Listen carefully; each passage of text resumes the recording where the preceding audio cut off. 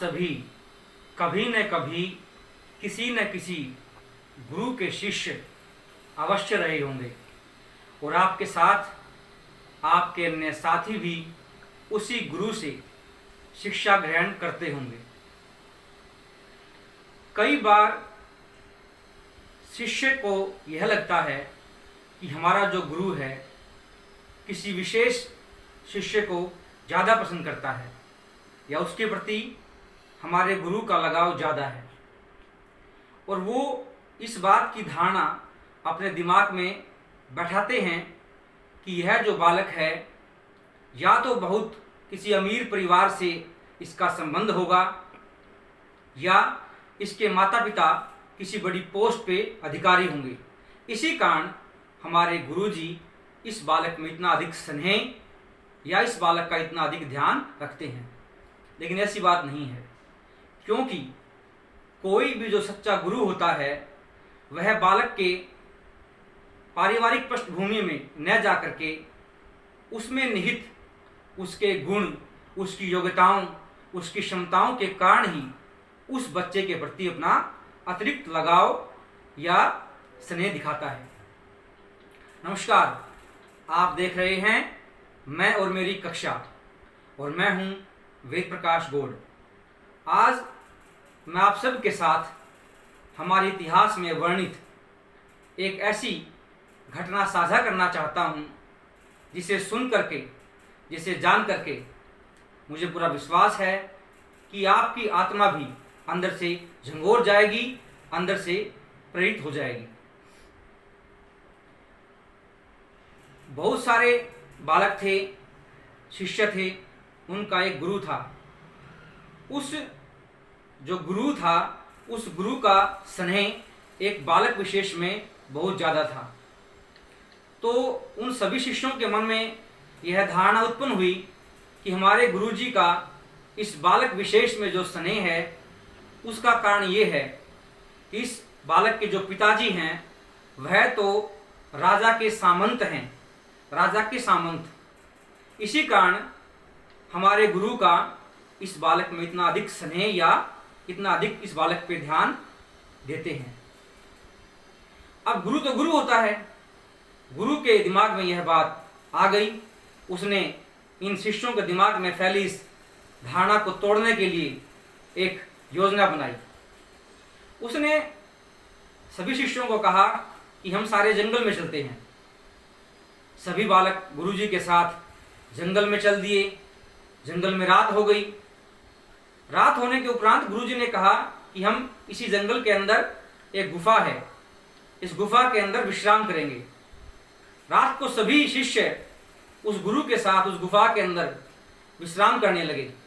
तभी अचानक रात को जो उनका गुरु था अचानक जोर जोर से कहराने लगा और बोला कि मुझे बहुत ज़्यादा तकलीफ हो गई है। उस गुरु की कहराने की आवाज़ सुनकर के सारे शिष्य उठे, बोले गुरुजी क्या बात हो गई। तो उस गुरु ने बताया कि उसके पेट में तकलीफ है और उसके पेट की तकलीफ तभी दूर हो सकती है जब उसे शेरनी का दूध पीने को मिले। शेरनी का दूध। अब सभी बच्चों ने जब यह सुना कि शेरनी का दूध, तो सब बिल्कुल हक्के बक्के रह गए, सब बिल्कुल चुप हो गए। हम सबको पता है कि शेरनी का दूध लाने की कल्पना करना भी एक असंभव कार्य लगता है। तभी उन सारे शिष्यों में से एक शिष्य बोला कि गुरुजी आप चिंता मत कीजिए, मैं आपके लिए शेरनी का दूध लेके आता हूँ। इतना कह करके वह बालक जंगल की तरफ चल दिया। जंगल में जाने के बाद उस बालक ने देखा कि एक शेरनी अपने छोटे छोटे शावकों को दूध पिला रही है। वह शिष्य, वह बालक शेरनी के पास आया और बोला कि हे माता, मैं आपको मारने के लिए नहीं आया हूँ और न मैं आपके इन शावकों को लेके जाने के लिए आया हूँ, बल्कि मैं तो आपके पास आपका दूध लेने के लिए आया हूँ। जो मेरे गुरु हैं बहुत ज़्यादा बीमार हैं और उनकी बीमारी तभी दूर हो सकती है जब उनको आपका दूध पीने को मिले। उस वीर बालक की इन बहादुर बातों को सुन के जो शेरनी थी उसका मन भी पिघल गया, और उस शेरनी ने उस बच्चे को, उस शिष्य को, उस बालक को अपना कुछ दूध दिया। अब उस दूध को लेकर के वापिस वह शिष्य उस गुफा में आता है और आके बोलता है कि ये लो गुरुजी, आपके लिए शेरनी का दूध। और उस बालक की यह बात सुन करके उस गुरु की आत्मा बिल्कुल अत्यंत अंदर से प्रसन्न हो गई, खुशनुमा हो गई, वह गौरव में महसूस करने लगी। तब उस गुरु ने कहा कि धन्य है वह गुरु जिसका तुम्हारे जैसा शिष्य हो, और जिस गुरु के तुम्हारे जैसा शिष्य होगा उस गुरु को कभी भी कुछ नहीं हो सकता। और साथ ही साथ उस गुरु ने आशीर्वाद दिया कि हे बालक, तुम आने वाले समय के अंदर बहुत बड़े चक्रवर्ती सम्राट बनोगे।